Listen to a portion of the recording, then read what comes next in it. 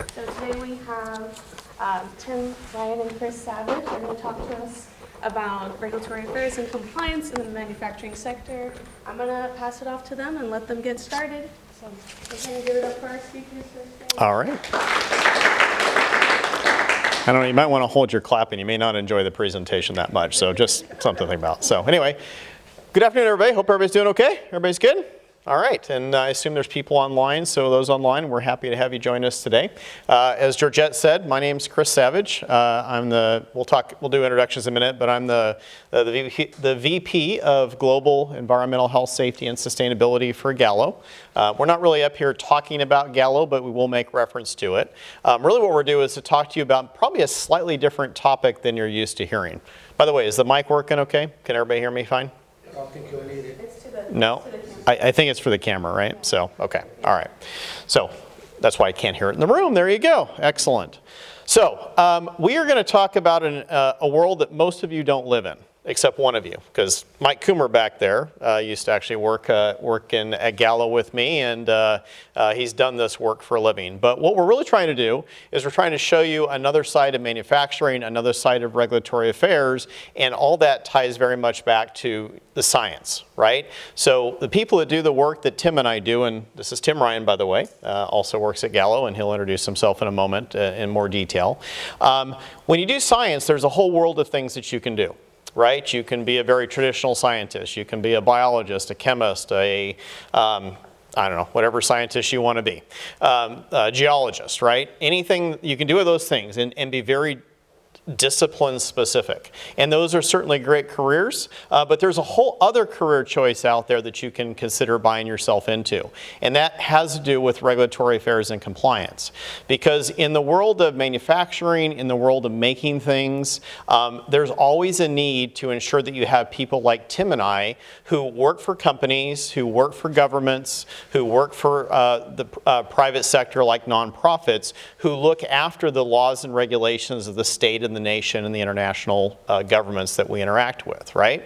So our job at the end of the day is to make sure we understand all those laws, we apply those laws and regulations to how our businesses operate, and then we find ways to work within those laws so that our businesses can be successful. And we'll get into more detail about what that means in a minute, but that's kind of what we're here to offer you. We're here to offer you another potential career choice. Some of you are past your careers. I don't mean to single you guys out. I'm almost past mine. But there's all kinds of career options out there that if you're a scientist, if you're an engineer, if you're a political scientist, whatever your discipline might happen to be, there's work in these fields that could be incredibly helpful to you. Make sense? All right, so let's get into the next slide. Here's what we're going to cover today.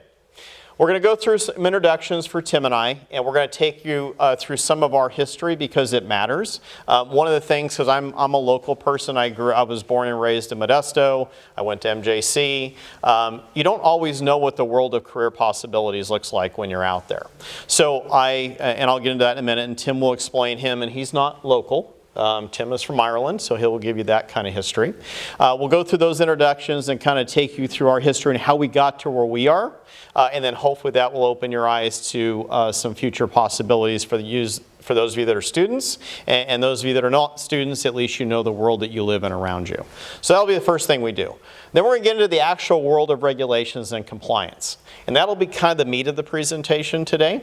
We're going to take you through all the laws and regulations, how they get developed and how they translate directly to the manufacturing sector, how they translate into government work. So if you're a regulator or an enforcer for the government, how those laws affect what you do for a living. And we'll take you through some examples in the wine sector and how some of those very specific things relate to what we do. Then we'll get into what are the translatable skills into manufacturing and government work that you would need to be successful in these type of careers. So we'll walk you through that. And then lastly, we'll leave you with some takeaways. So hopefully when you leave today, you not only understand the discipline and what Tim and I do for a living, but you'll walk away with some actual action items and things you should think about and consider and pursue as you're thinking about your careers moving forward. Make sense? All right. Sound good? You want to clap now? No? Okay, that's fine. You don't have to clap now.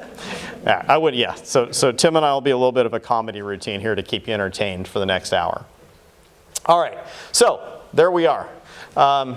Fortunately, I shaved my beard, so I don't look quite as old as I did when I took that picture, so that's a good thing. As I mentioned, I'm born and raised in Modesto. I actually went to MJC. I got my degree in biology. I got an AS degree in biology here. Then I went away to a 4-year school, and I finished my 4-year degree at Cal Poly Humboldt. So I've been in California my whole life. I had great expectations when I graduated school, because I actually have a degree in wildlife biology, if you can believe it. I had hopes of chasing bugs and bunnies and fish around the forest and the rivers, and that's how I intended to spend my career. And I did that for a while. And I enjoyed it, but there was other aspects of the science world that I actually really liked a lot more. So when I came back from working one of my jobs for the government, I came back, I actually was golfing in Modesto at Dryden, and I got paired up with a guy to golf with who worked for a company called Tri-Valley Growers. Some of you have been around for a while. Who knows Tri-Valley Growers? Yeah, a few of you, right? They were a big fruit and vegetable packer in town, been around since the 1940s. They're since have gone out of business, and actually Gallo bought one of their properties in town. And I worked for them in the Environmental Affairs Department, and this was back in the early 90s. So when I got paired up with this gentleman, he goes, hey, we're starting this new department called Environmental Services, because there's all these regulations that exist out there in California, and we really need someone to help us look after those regulations, to make sure we comply with them, to make sure we're doing all the reporting correctly, and to really help us be better as a business. And I said, well, gee, does it pay more than like $1,200 a month in room and board, which is all I was making at the time? And he says, yeah, I think we can probably beat that. So began my career in the environmental affairs field. From there, I went on to work for Frito-Lay in town. I was part of their operations and maintenance manager for their plant. And I also did all their environmental work and some of their health and safety work as well. Again, following the same disciplines, but I expanded my horizons a little bit. And then I went back and forth between them and Tri-Valley a couple times, but I ultimately ended up at Gallo. And Gallo really wanted me because I was a local person who understood the environmental health and safety regulations very well. I knew all the local regulators, I knew all the laws, and they wanted to grow and expand their department in Gallo because it was a rapidly growing business, right? So they hired me, and now almost 25 years later, I'm towards the end of my career, and I've enjoyed every aspect of my time at Gallo. It's been a ton of fun. We've been able to do all kinds of things. Despite the fact laws and regulations don't seem that exciting, they actually can be. You know, depending on how you choose to work in them, they're a lot like clay, right? You have to understand them well, you have to understand their intent, but there's a lot of interpretation in regulations too. And you have to be smart enough about the details of the regulations to understand how they work, what their intentions are, and to make sure you're complying appropriately with whatever your obligations are. Okay? So that's my history. Now I'm going to turn over to Tim and let him introduce himself, which is going to be much more colorful than mine, I promise. As long as there's Guinness in the story. As long as there's what? Guinness in the story? Okay, we'll go with that. So good afternoon, everybody. Tim Ryan. And Chris has given you his history, which is very California Modesto-centric. I am not that. I grew up in Ireland. I went to school in Ireland. And I did my undergraduate, and it excites me every time I say periodic table, I did my undergraduate in chemistry. I then decided to go on, and I did a PhD in electrochemistry. I look back on the wisdom of that now, but I think it opened doors for me. And then I went to Toronto for 2 years to do a postdoc. And then I thought, you know what, I've had enough of university for a while, what am I going to do? So I came out on spec to California, got an interview at Gallo, and now 31 years later, I'm still there, okay? So the pathway for me, as you start to look at careers and you get into regulations and compliance, chemistry. What do you use chemistry degrees for at Gallo? Well, there's a lot of research, R&D type efforts, and that's where I started. Grape and wine chemistry was my background for the first 10 years of my career. I moved in then to more of a QA environment, and for the past 20 plus years, I've been over the Compliance and Regulatory Affairs Department at Gallo. So it's quite the transition in terms of moving from a science or chemistry degree into the compliance area. I call myself a recovering ex-chemist in terms of what I do every day, okay?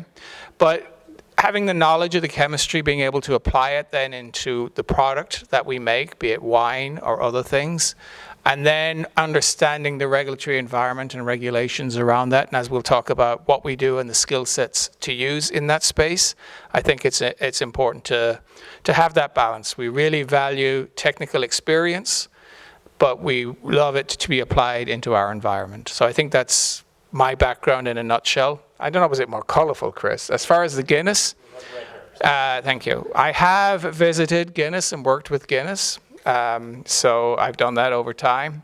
I have worked with the whiskey industry in Ireland as well. So there's some perks out of it, right? So, you know, and of course, you know, it's also said it takes a lot of good beer to make wine. So, but anyway, that's another story. Do you want to? They can ask questions along the way. Yeah. Any other questions other than Guinness? So. This will be much more interactive if you guys ask questions along the way. We're happy to stop. The presentation is not such we have to continue, right? So Chris talked about careers, and I think it's important. It probably would have been good to show a breakdown of what the background of careers were, and we'll talk about that, but we will talk about it later in terms of technical degrees, but also political, business administration degrees, so we'll talk about that. This is just an indication of that at all levels of education, where people get into this regulations environment. And I think that's important that, you know, most people will get in with a bachelor's degree, but you can progress all the way up along. There's challenges and opportunities for everybody.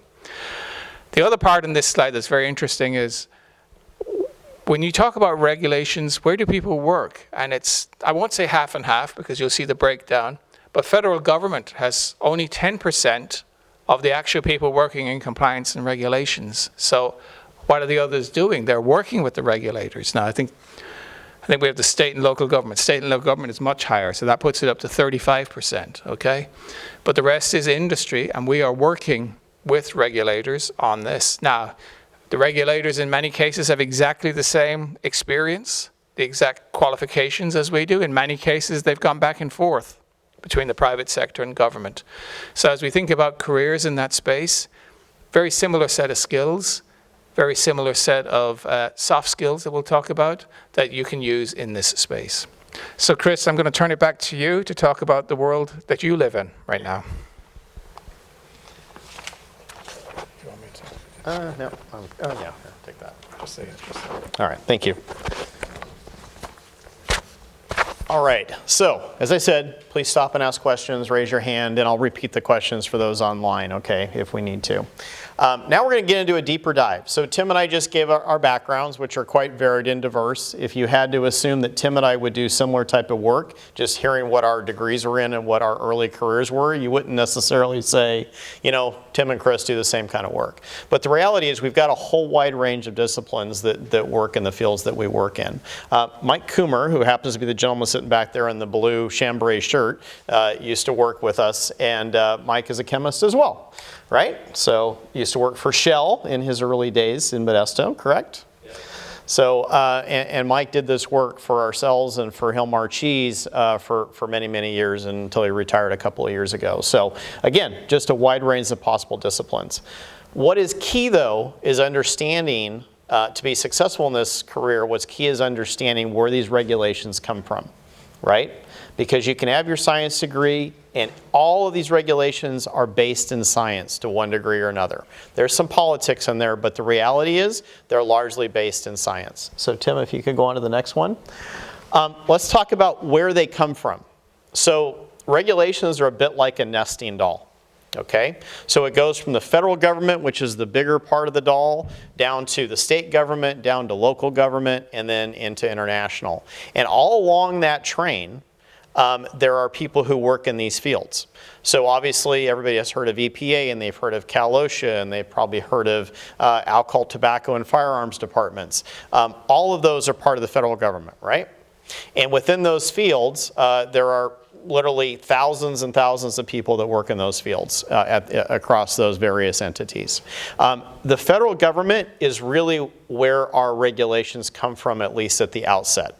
Okay? They're the ones who define the parameters and how manufacturing takes place, how regulations occur, how we do things to protect the environment, how we do things to protect the air, the water, the soil, all of that, right? From there it cascades down to the state level. And the state level has similar groups of people in very similar departments who take those federal regulations and then they apply them at the state level. They do, however, have a lot of autonomy in order to impose their own requirements. And everybody here native Californian? Anybody not a native Californian? Well, all right, yeah, okay. The Irishman doesn't count. All right, yeah, so in California, we are one of the two most complicated states when it comes to all things regulatory, right? Because we have a full-time legislature. The legislature likes to do a whole lot of things. They like to have a heavy focus on protecting the environment, protecting the people, all those things, which are wholly appropriate. But as a result of that, what they do is they take the federal requirements and they do an overlay on top of that that's much more detailed and complicated, right? States can never be less stringent than the federal government, but they can always be more stringent. And then you have local. And we'll get into what some of these agencies are in a minute, but at the local level, we have people in Stanislaus County who help implement some of these regulations. We'll talk about an organization called the Certified Unified Program Agency, and we call that CUPA for short. They're basically the counties throughout the state, and their job is to do active enforcement of all the manufacturers that are in this area across a wide range of programs, and we'll talk about that in a bit. Yeah, go ahead. Going back to the state, you said California's one of two. What's the other one? New York. Yeah. So the two most populous states in the nation, pretty much. And they happen to be on both coasts. Good question. And the question was, what was the other state that was as complicated as California? Although California is still the most complicated of all 50 states by far. So, yeah, you should not be. Anyway, and then you have that weird little overlay on the outside, which is international, right? So international does not directly influence the regulations of what the federal government does. But what it does do, and Tim will talk about this a lot more in his presentation, it has a heavy effect on international trade, because it controls things like customs and border protection. It controls things like standards of identity for products. So international regulations actually matter quite a lot, and it's one of the areas that Tim and I really enjoy playing in, because in my title it says global. That's because the work I do is global. Tim doesn't have that in his title, but he does that each and every day. So we work with federal, state, local, and we work internationally literally on a day-to-day or week-to-week basis, which is kind of a cool part of our jobs, honestly. We get to travel, we get to see the world, we get to interact with people from all over the world that have very different perspectives on life and liberty and the pursuit of happiness, and that's one of the best things about our job. And if you'd asked me, when I started doing this 35, 38 years ago, did I know that was going to be part of my career choice, and would that be the part I liked the most? The answer would have been no, because I honestly would never have known about it. Because when you sit in a classroom here or you grew up in this area, you're fairly limited in terms of what you're exposed to.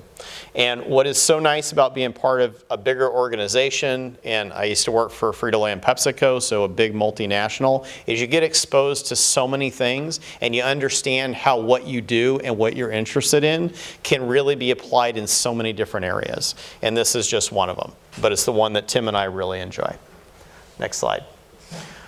All right, so everybody got their cup of coffee? We're going to talk about regulations for a minute. And I'm not going to get into detail on every one of these.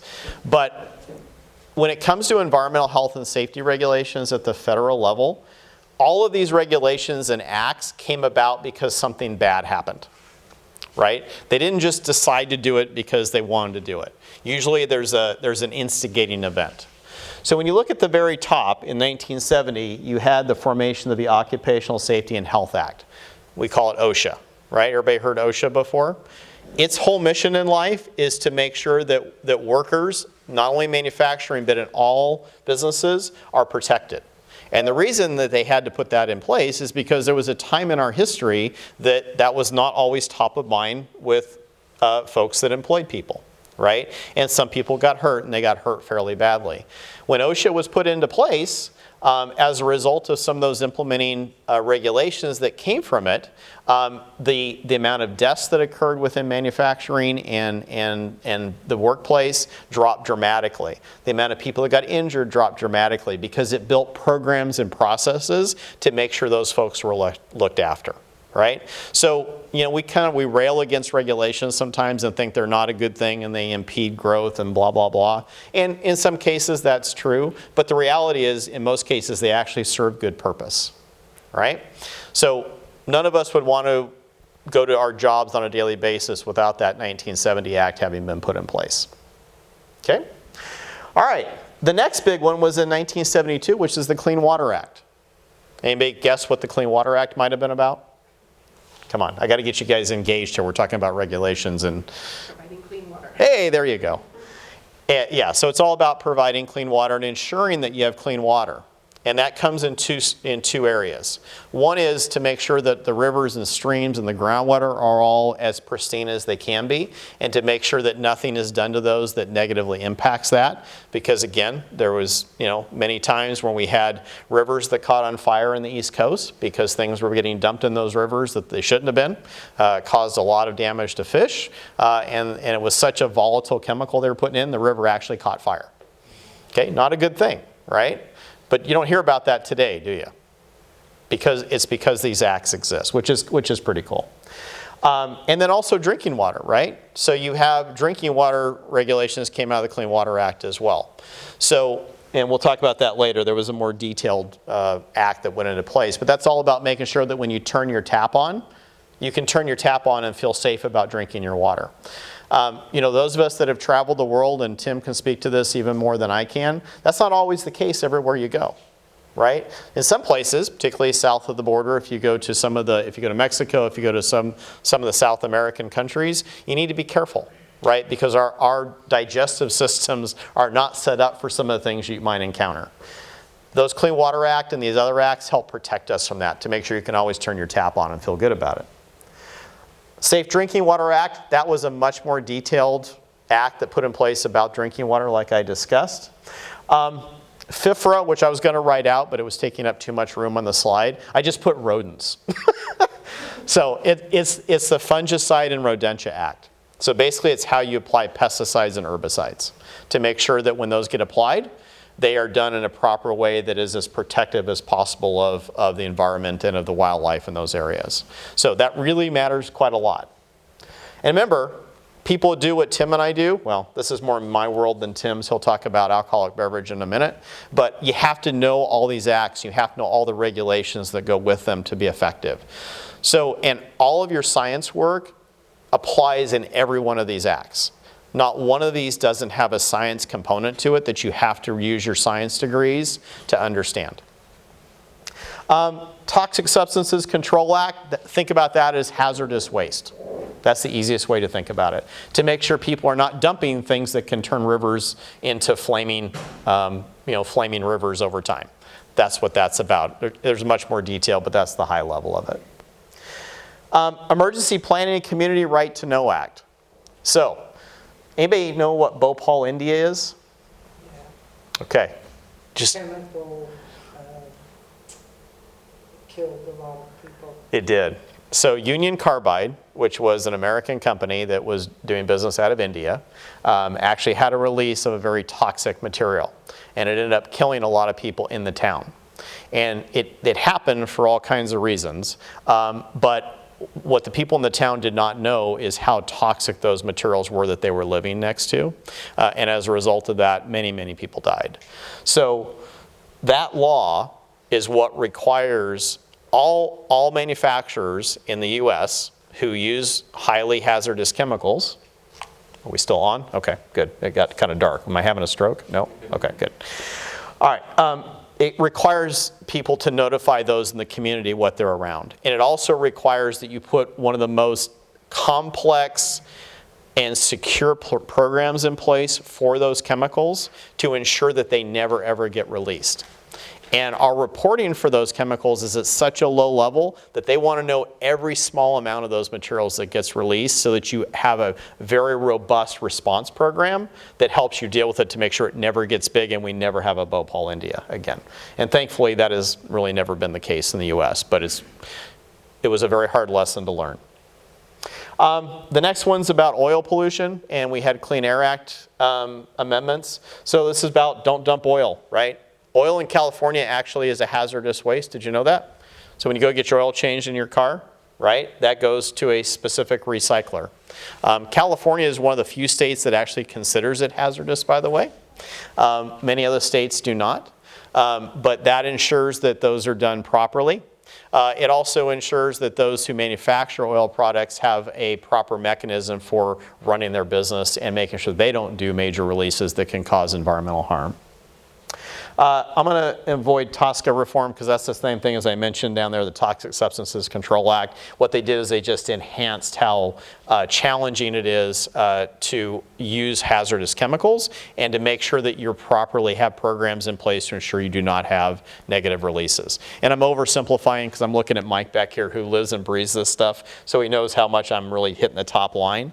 But in all of these worlds, right, so you can have all kinds of degrees, you can be focused on all kinds of things, but you have to learn these laws and regulations in order to be successful. Tim? Where does the Yeah. EPA fit in? Sorry? EPA, where does that fit in? So EPA is basically over everything there except OSHA. So it's overriding everything. Yeah, actually that's a perfect lead into my next slide. So, all right, I'll give you a candy later. Just like we rehearsed. That's exactly, that was perfect. So, by the way, you look very familiar, so we're going to talk afterwards. All right, so when you talk about those critical acts I mentioned, these are the implementing agencies that actually take those laws and turn them into regulations that we have to deal with. You do have EPA, right? So that's the big one. Its main mission in life is develop environmental programs and regulations that everybody has to comply with. And they have an enforcement arm. So within EPA, there's literally thousands of people that work in EPA across the country. So if you like that type of work and you want to be the person that's actively enforcing those laws and regulations, EPA is a good place for you to go, right? But they're the overarching authority. When it comes to worker safety, it's actually federal OSHA. It's the next symbol on the right there from your perspective. And then there's Cal OSHA. Okay, so federal OSHA does their big safety programs that apply to everybody, and then Cal OSHA does their own overlays to that. And California is one of the few states that actually has their own OSHA program that's independent of the federal OSHA program. Okay, like everything else in California, we do things big, right? Better. And better. There you go, big and better. From there, it cascades down to the local programs. So we have California Environmental Protection Agency. So it's our version of EPA at the state level, right? So they take those federal EPA requirements. They do more overlays to that. And then from there, it goes to the counties. And that's those CUPAs that I talked to you about. So if you go to Stanislaus County and you go on their website, there is usually a bunch of jobs working for the CUPA. And they look at programs like water and wastewater and things called risk management plans, which is basically those highly hazardous chemicals I mentioned before. They help implement those regulations on behalf of the state and the federal government. So that's our kind of cascade from the big level, the big federal government perspective, all the way down to local. And within these, we have pure scientists. We have people who do regulatory affairs work like I do. And you have people who really have no direct science degrees, but go in and go help implement these in the field. So if you have an interest in this area, any one of these agencies are places for you to go to look for potential jobs. And they're pretty much always hiring. This is a little bit weird situation we're in right this moment in time, but this won't last. We will go back to it eventually. All right, Tim. All right, I'm going to go through this a little bit faster. So all those programs I talked about, I'm going to spend just a couple minutes talking really specifically about air. Because who wants to breathe clean air? Raise your hand, please. Thank you. All right, I got a cup of coffee thing at the end, so. All right, we all want to breathe clean air. And those of us that have lived for a little while, if you recall back in the 70s and 80s and even into the 90s, when you woke up in the morning, could you see both mountain ranges, the coast and the Sierra? Come on, you guys. Nope. You couldn't. In the early 70s, you could. In the late 70s, all the way through like 95, couldn't see both. Oftentimes, you couldn't see either one. But because of the work that's been done in the Clean Air Act, because of its local application, we now have pretty clean air in this area. It's actually quite amazing. We've actually reduced, in the San Joaquin Valley, so the valley that you're living in, we've actually reduced our pollution from stationary sources like a manufacturing plant by about 93%. That's big. That's big, everybody. And folks that do work like I do help make those things happen. We help build those laws and regulations. We help apply those programs that help reduce those emissions, which is kind of cool. You have a real meaningful impact. I mentioned before, pretty much everything needs a permit. The reason everything needs a permit is because there's so many laws and regulations you got to figure out how to comply with. So in order for the regulator to know what you're doing, you have to go get a permit. And we'll talk about that a little bit more in a second. But what's particularly unique about California, why this is kind of a target-rich environment looking for a job in these fields, is because we are the most complex in all the nation when it comes to air quality. And I'll show you a map in a minute that's going to show how many different air basins we have throughout the country and throughout the state, and how many of those apply to various businesses. But there's just a ton of them throughout the state. And it makes it a very complex thing, a complex world for me to live in. But that's okay, because at the end of the day, because I've been around here a long time, I know that 30 years ago I couldn't see both mountain ranges and now I can, which is pretty awesome. Okay, next one, Tim. All right, now for you super geeky scientist nerds in the room. So, air quality, as I said, all these programs focus on science to one degree or another, right? So, when you look at the pollutants in the air that really matter, carbon monoxide and carbon dioxide. All heard those? Yep. Carbon dioxide is greenhouse gas emissions, right? So, they focus on carbon monoxide, carbon dioxide, lead, ozone forming chemicals, things like volatile organic compounds, those are the VOCs, right? So the chemistry background that Tim has and Mike has and I have, understanding those well allows us to understand the regs and figure out how to best manage those programs within our various companies that we work in. Particulate matter. Who knows what particulate matter is? It's not a common word, right? Yeah. How much dust there is in How much dust? So the particulate matter at, less than 10 microns, is that something you can see? No. These are basically things that are way smaller than the width of a human hair. They're smaller than you can visually see. But there's regulations out there that we help implement that ensure that the amount of those particulates in the atmosphere stays to the lowest amount possible. Because if you ingest those small particulates, it can trigger things like asthma, it can trigger other respiratory problems in people. So it's super important that even those really, really small particles you can't see get managed correctly. And it's pretty cool that we get to do that and ensure that we're making a safe environment for our employees and that we're making a safe environment for all of our neighbors around us. And that's what the type of job I do, that's what we really hyper-focus on. Next slide, Tim. All right. I mentioned about California and all those various air districts that are out there. Okay. This map shows how many air districts. Each one of those colored areas is a different air district. They all have state programs they implement. They also have their own local programs they implement.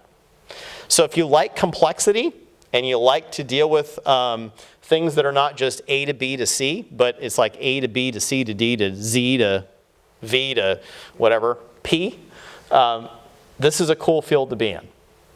Because all of these different air districts have different ways of applying the regulations and the rules, and we have to understand all of them. And we have to work with the regulators to, one, understand them as people, which really does matter, and understand the world they live in and the regulations they're trying to apply to us. So, and again, I like to say it, California is what? The most complicated one in the nation, by far. Nobody does air quality like California does. All right? Before I hand it off to Tim, Hopefully I didn't bore you too much with those regulations. Yeah, question. Do they ever trip over each other? Constantly. Constantly. Part of your job? Yes, part of my job. Yes. I want to ask, in relation to that, does that, like, the air quality where they're growing the grapes and then, you know, you're moving the grapes here, and does that become more complicated with the air where they're growing? Not so much. Some of the work that Tim gets involved with when there's fires actually can have a negative effect, which is an air quality problem, right? So the movement, not so much, but we try and limit that for all kinds of reasons, including air quality reasons, right? You don't want the trucks on the road any more than necessary. Okay, Tim. Need 4 hands. Yes. So handing off and just using musical references from the 70s and 80s just to do the transition, I call Chris Earth, Wind and Fire. And of course, I'm Red, Red Wine. So we look at it in the same way that Chris looked at it. I put more of the stuff on the same slide, but I wanted to kind of go through at the same level as the federal, state, local, and international considerations as we think about food and beverage manufacturing. And these are the 4 key federal agencies that we deal with the number one being probably the Alcohol and Tobacco Tax and Trade Bureau, but it's shortened to TTB. Okay. By the way, the one you do not notice up there is ATF.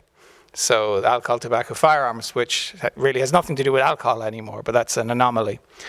And then the FDA, the customs side of things, and then the FTC, the Federal Trade Commission. If you look at their missions, it's all on the slides there. The biggest word in all of them is protect. Protect consumer. With the TTB, it's protect revenue, it's protect safety of the product, it's protect our borders, and protecting against so the truth in claims and everything like this. As it relates, the items in bold are the specific acts that relate. Chris had them on one slide. I'm not going to go read through all of them in the interest of time. But where does it apply to us in what we're trying to do? So if you look at the TTB, the first one on the left, SOI stands for Standard of Identity. So the TTB defines to us what a wine is and the practices you can do to make a wine. It defines what another product is, like a whiskey or a gin, okay? And so that's protecting the consumer and saying this must be made in this way or be made from this to be called that, okay? Needless to say, the TTB also collects all the excise taxes, and interestingly enough, the government is shut down, but critical operations are open, and collection of excise taxes is considered critical.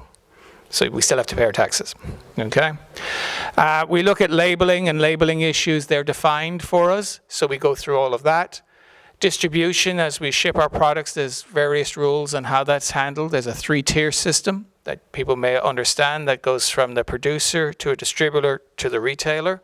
So that's in law. And then any sales and marketing practices where claims are made, items on label, etc., that we have to cover, okay? FDA, not surprisingly, handles a lot to do with protecting the consumer, making sure we have safe products.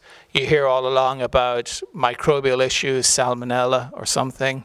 It's less so in our products. We're just lucky with the nature of our products. But also with food safety in general, with either chemical, physical, microbiological hazards. They really get into how a facility should be run in terms of safety, in terms of cleanliness.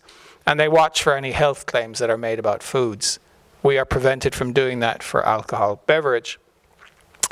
The customs side of things, protect the American people. You're hearing a lot about that right now with borders, et cetera, et cetera. As it relates to us, there's a lot of concern about bringing goods in and out of the country in terms of how you protect, make sure that nothing has been stolen, that things aren't being taken out of your truck, things aren't being put into your truck, which is worse in my fear on that. And so there's a lot looking at that, and there's programs that we take part in, like CTPAT, that helps trade in protecting itself, and we have best practices so that we limit as much as possible what's going on there, okay? Tariffs and drawbacks, you're hearing a lot on tariffs right now. very much a tool that's currently being used. We have to monitor all of that, understand the tariffs, pay for them, and work on that. And drawback is another tool that we can use in that space where you can pay money and then draw it back on a subsequent export or import. The Federal Trade Commission, I call it the Truth in Labeling Department. So you can look at it that way. Protect consumers, protect competition, and do public education. The FTC was in the news for the biggest settlement last week. Does anybody know it? Who here has Prime, Amazon Prime? Who has tried to get out of Amazon Prime? Put it another way, who has failed to get out from using Amazon Prime? Right, so there's a big thing that the FTC has now gone into. They settled the FTC with Amazon last week for $2.1 billion. Okay, the biggest settlement ever, and where they're talking about using, what was it called, dark, I can't remember, dark secrets, dark ways, that basically thinking about AI, predicting human behavior, and basically making it very difficult to get out. So this is some of the things that the FTC deals with. With us, oftentimes it's just truth in labeling, right? Are we saying, can we back up any claim we made? The finest wine west of the Mississippi. How do I prove that? Okay, so those are the types of things that we, as our department, then have to come in and say to the marketer, prove that. So it's kind of fun to do that. Anyway, that's an overview of the federal slides. At the state level, there's a number of departments. The one we deal with most of all is the California Department of Alcohol Beverage Control, or the ABC. But we do have others with food and ag. I think you deal with some of those as well, Chris, with Department of Public Health, obviously you deal with. And what do we deal with states? So there's sometimes you have to register you do have to register alcohol facilities with the ABC. You have to register brands in certain states before you can ship them in there. And then again, it's to do with product and facility safety. So much to do with that as well. At the local activity, I've got Napa County down as one of them. There may be land facility use, which crosses over with what Chris works on. Also things with wineries wanting to do tastings or events, they will have to get approval from the local authorities to do that, and we work on that. The two on the far right, the NCSLA and NABCA, are actually an association of all of these control ABCs. And it's very important for us to work with them if they start coming out with different standards or different ideas, that we work with them to make sure they're good ideas, to be blunt, or to point out to the ABCs why something may be problematic. Any questions on federal or state or local? Let's switch to international then, Chris. So what I've laid down here, if you look in the middle first, what are we watching, right? And much of it is we want trade. It's a very difficult time for trade right now with tariffs. They cause a lot of issues. A lot of opportunities, you can argue, too. But we look at barriers to trade that we call non-tariff, particularly. So these might be technical concerns, where somebody defines a product differently than we do, and we try and work very closely to work that out. I've pointed out here, this is the first side on all on the left are what I call government organizations. You've all heard of the WHO. The World Trade Organization tries to make trade easier. Codex is a very specific one for food standards. Okay, and we work very closely with them. Wine and other foods is considered a food, and there are standards for that. And the European Commission is always pushing new ideas on foodstuffs, on food standards, and we have to watch very carefully on that. On the right-hand side are what I call intergovernmental organizations. So that's a combination between a government organization and industry in many cases, and across multiple governments. So OIV, which is based in France, sets up a lot of standards for wine that are then implemented in many areas around the world. Sometimes they're good for us, sometimes they're not so good for us, so we have to watch carefully on that. The World Wine Trade Group is a collaboration with governments and industry in certain countries, and that's a very good outlet for us to talk to governments about ideas they're thinking about and try and standardize across the countries that are part of that. Chris? So what kind of work do we do with the agencies as we've gone through? Chris has talked about what the challenges are.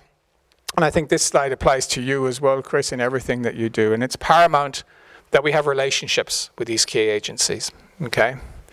We can either work directly, as Gallo for us, or through trade associations.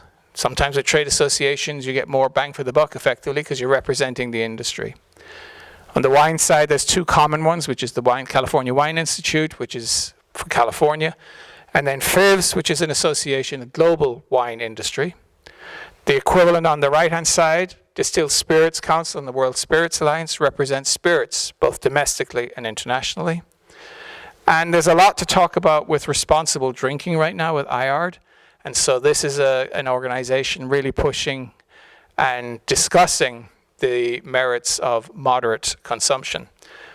All of this is going on via the trade associations. What we do, we monitor and comment on new rules and regulations, or we propose, and this is a wonderful thing that, I didn't think we could do this, but we can, propose regulations to the regulators and say, hey, this one's a problem. If you worked in this area, it'd be much easier for us and you. So we're trying to find the win-wins in many of these. We try and align on best practices if it's coming across internationally, okay? And then when issues arise, and they do, either at a company level or the industry level, we are contact points for the governments, for the agencies, to come back and say, hey, what are you doing about this? Okay? So it's very important to keep all of these in play as we work with regulators. Chris? Yes. The first two are things we never want to see, okay? What are the consequences of non-compliance, okay? So we've talked about it, at its ultimate level, there are criminal for wanton disregard. There are criminal severe violations, monetary fines, imprisonment. We haven't seen that, thankfully. Okay. Whew. But monetary fines, yes, these are hypothetical. Okay, but monetary fines and shutdowns is one of the biggest ones. Okay, that you have to watch for, right? So all of those agencies that we talked about can shut down the facility. And as we're a for-profit company, shutting down a facility can have serious, serious impacts on what we do. So we really need to work closely and carefully with our regulators, listen to them, work with them, but explain to them what's the workable solution to many, many of these issues. Okay? Chris, anything else that I need to cover there? You've talked about knowing violations of 100,000 a day. I think it's all self-explanatory. Yeah, I think that's good. Okay. So sorry, go ahead. Any questions about any of that? Thank you. Yeah, do any of these agencies have on-site monitors, people on-site? Yeah, they do. So FDA has on-site monitors at a lot of locations. If you're a major food processor, yeah, they have on-site people there. Okay. If you have... Everyone knows who that person is? What's that? Everyone knows that person? Yeah, they wear their proper designations, and they usually have an office within the plant itself. So you got to be a really big food processor. I've done something majorly wrong though for that to be the case. So I've been fortunate in my career. I've never seen that because I don't work in high risk foods. But if you do things like I'm not sure poultry is a good example, but what's that? Hot dogs, lettuce, things that have high potential for transmission if they're not cleaned properly, they tend to have people on site. And it's not like it's a punitive thing. They just want to make sure that they're doing everything they can to protect the consumer, which is great. That's what you want them to do, right? Very, very rarely do we have recalls. They happen occasionally, but we can all walk into a grocery store anywhere in the U.S. and pretty much buy anything, and 99.999% of the time, it's going to be fine. And it's because of those laws and regulations. And people like us that help enforce them, right? That's what matters. Okay. Now let's get into some of the translatable skills, and Tim, you and I can do this together because it matters. So next slide for a minute. So if you want to get into the fields like we're in, right? Tim and I are scientists by training. That is not the only discipline that gets you into these kind of fields. STEM matters, right? So the science, technology, engineering, and math. If you're doing that as a part of your curriculum, or that's what you're focused on for your degrees, that's absolutely a great entry into this type of field. But it's not the only one. You can do criminal justice. You can have an MBA, right? Tim has an MBA. He's one of those rare people. It's a technical person, actually has a business degree as well. You can be public administration, right? Because remember, we deal with regulators a lot. So having a public administration degree really is super helpful. And my point of all this is to just have a really clear walk away from this conversation is it doesn't matter what you're currently studying or what you think you might study. All of those can apply in these fields. And again, as a little podunk person growing up in Modesto, when Modesto was 50,000 people back in the 60s and 70s, I was not exposed to this kind of stuff. So I happened into it more by accident than by design. It's been a phenomenal career for me. And we'll talk about that in a slide in a minute, but most people that do what Tim and I do fell into it by accident. Either we showed an aptitude and someone recognized it in us, or we just found a pathway for ourselves because we saw opportunities and we saw the need. So that's really pretty cool. Criminal justice matters. Some of the skills, though, that you will develop in school, strategic thinking really matters. If you want to be successful in this field, you need to be thinking more than just yes or no, black or white. You need to be thinking strategically about the things that you're dealing with. Tim and I literally do that every single day. I doubt there's an hour in our day that goes by that we're not forced to think strategically about our roles in the organizations that we work for, which is pretty cool.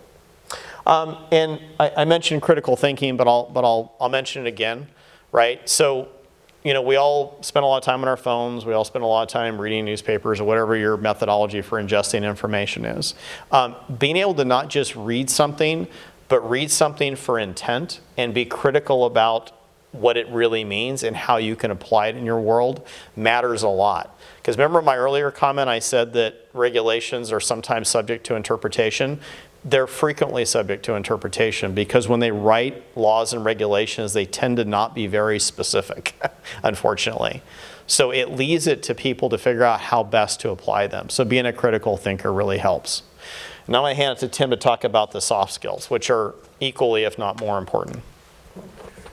Yeah, I think it's all spelled out there, Chris, in terms of public speaking. Notwithstanding what we're showing here, it is a plus that you're able to speak in a public environment. But negotiation skills, you've heard us talk about being able to talk to regulators, different interpretations. You will often have a regulator come to you and talk about, you must do it this way, and sometimes they're trying to get up in their career path too, so they want to make a mark. And you want to talk to them and say, no, we don't see it this way.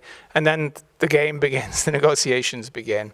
And you really need to know the regulations, know the background, and know your position, and then know the skills to be able to get to win-win or yes for everybody, okay? Writing skills, notwithstanding ChatGPT and other things, it is still very important to have writing skills to be able to express your opinions. But different points of view. We've stressed a lot about the private industry, government, different points of view. Just think about when you're trying to deal with multiple governments on that around the world, multiple industries around the world, which we have to do, as we've talked about, and how do we get to a win in all of those? And it's a lot of negotiation and a lot of work, but as Chris said, it's a very fun part of our jobs to be able to do that. Good people, leaders, you must be able to lead. You must. Right? Whatever form of leading, it doesn't have to be directly managing people, but you must be able to lead a project, a conversation, a negotiation, whatever it is. Those are the skills when you start to get, and higher in this area and this field. It's really important to do that. Any questions about any of that? Does that make sense to you guys? Anything a surprise up there? Yeah, question. Yeah, by which one? All of them? AI. AI? Yeah. Go ahead, you answer. I don't know how to answer it, but Well, I have to do ChatGPT to answer it, so no. Yeah, I mean, the reality is for us to do our jobs well, because we have to stay ahead of everything that's happening around us. Being able to use the latest and greatest technology really does matter. And AI, there's no question, it's influencing our lives. It does literally every day right now. In our world, you wouldn't think about it because you think our world is kind of like gray and it doesn't move very fast. Well, the reality is it actually moves quite quickly, and being engaged in AI helps us get there. I don't know how many conversations Tim and I had over the years about blockchain when blockchain was kind of the big thing, right? Which is a little bit of a, blockchain's really, if you think about crypto, right? It's how you track where things are in the various supply chain stuff. So it's good to be on top of it. It's part of being well-rounded is really what it comes down to. How do you interact with senior management? That's a great question. So the question is, how do we interact with senior management? So in good companies, and I've been fortunate to work for pretty much all good companies in my career, you generally have a seat at the table. So you're part of the executive team or you work for someone on the executive team, and our job is to bring forward changing regulations and how we need to adjust the business to adapt to that, or if we see a problem developing, to report that to senior leadership and then have a response plan in place. Or if there happens to be an accident, because accidents happen, right? It's just the nature of things, is we need a seat at the table with those executive teams to be able to properly respond to an accident when it occurs. So, answer your question? Yeah. Okay. Yeah. What kind of programs does Gallo or other big manufacturers have for new brands? Say somebody fresh out of the state. Well, what a great question. So the question was, what programs do manufacturers have that allow people to get into this kind of field? And the reality is there's not a ton of them. Because as I mentioned before, which one do you want? That one. That one? Okay. Yes, you can go to the next slide. Part of what we've been talking about is how do we build programs and processes to actually get people in that are right out of school that can get them in effectively like a journeyman type of program and let them learn on the job.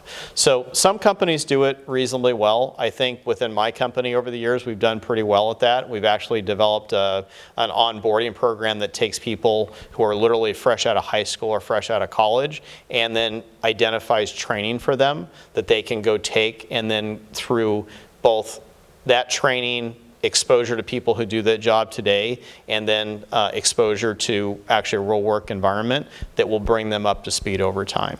But what we'd love to have, and what we'd like the opportunity to do, and I think there's an opportunity to do that here at JC, is to actually go build a class that is built around this. One, to expose people to it so they know that it's out there, and the second thing is, we just really hit the high points of the waves today, right? But to do a deeper dive on all this stuff. Because if someone came to me and said, hey, I'd like a job in your department, or they came to Tim, what would give them a leg up if they were younger and less experienced is having gone through a class like this where they already knew some of the basics. They're not going to know it all because you kind of have to be in this field for a long time to be expert at it, but there's a lot of things we can do to give them a leg up. That's a great question. Okay. We're getting close. So final tips and takeaways, and Tim, we'll do this together. So the world of regulatory affairs and compliance is here to stay. It's not going to change. And we're maybe a little bit nerdy, but not too nerdy. It's actually kind of fun. It's challenging. The work is challenging. The way you can do the work can make it really enjoyable and very entertaining. And I mean entertaining in a positive way. You get to use all your skills. Right? I don't go into my desk and sit down and look at a computer every day, and that's all I do. I'm thinking about the next thing. I'm thinking about how to apply a regulation. I'm thinking about how to change our business to be better at what we do. Part of my job is sustainability. So I have the sustainability department that reports into me.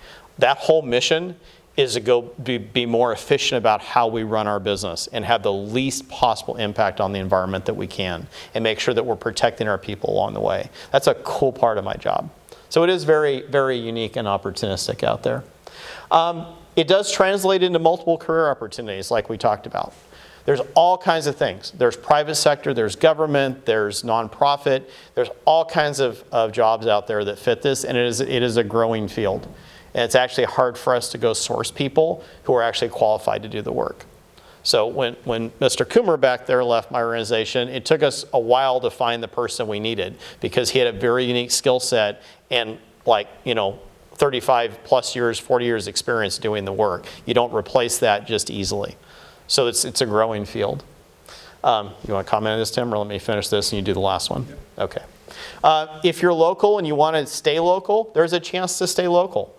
I have a very good job, I have a very good career. I've been able to manage it mostly by staying local because my family's still here and that was part of my desire.